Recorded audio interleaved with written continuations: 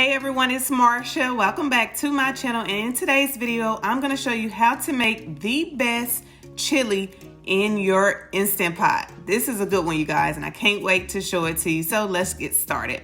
Alright, so we have our Instant Pot. I already put it on the saute setting, and I just added a little bit of extra virgin olive oil, and now I'm getting ready to add in my turkey. So I have some ground turkey meat, about a pound, and I'm just going to go ahead and add that directly into the Instant Pot and go ahead and let that get brown. So I'm just crumbling up the ground turkey, and I'm just going to make sure it's completely done, completely brown all over. It usually takes about 7 minutes on the saute setting.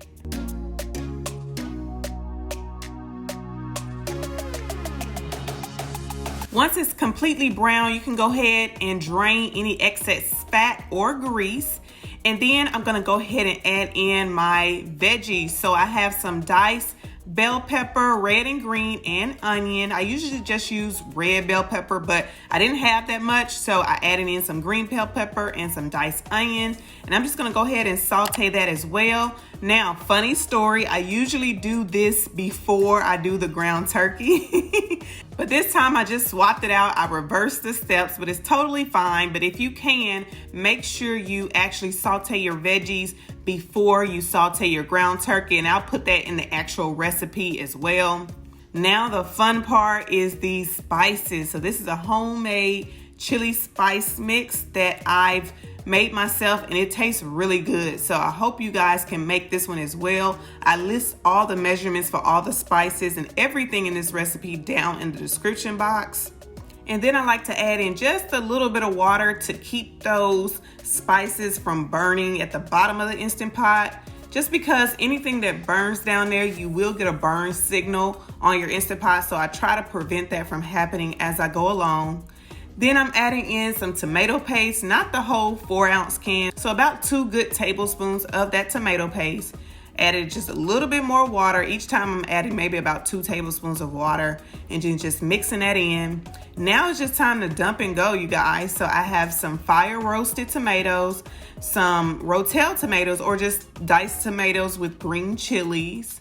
And so I'm mixing both of those in. I love using 2 different types of tomatoes if I can. If not, 1 will do. Then I'm using 2 different types of beans that I've already drained, and I rinsed them. So make sure you rinse your beans, you guys. So I'm adding in some kidney beans and some pinto beans. And I'm just gonna stir both of those in with everything else. And then it's time to add in your liquid. So I am using chicken broth. If you are using ground beef instead of ground turkey, then you probably want to use beef broth. But any type of broth will do. I love using broth instead of water because it just gives the chili more flavor. And then it's time to just pressure cook. So I'm going to go ahead and add my top. Make sure you turn your sealing valve to sealing, not venting.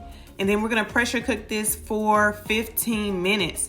And then once those 15 minutes are done, we're going to do a natural pressure release for about 10 minutes, and then you can quick release any additional pressure. But let that natural release happen just to make sure nothing splatters when you open up that top.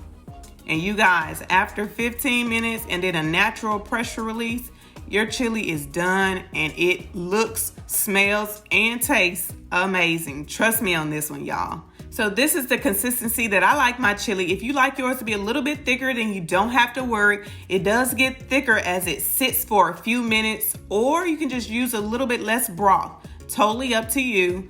But this chili is amazing. So I hope you will give it a try. If you do, come back. Let me know how you liked it. As always, if you haven't subscribed to my channel, please hit that subscribe button down below. And I'll see you in the next video.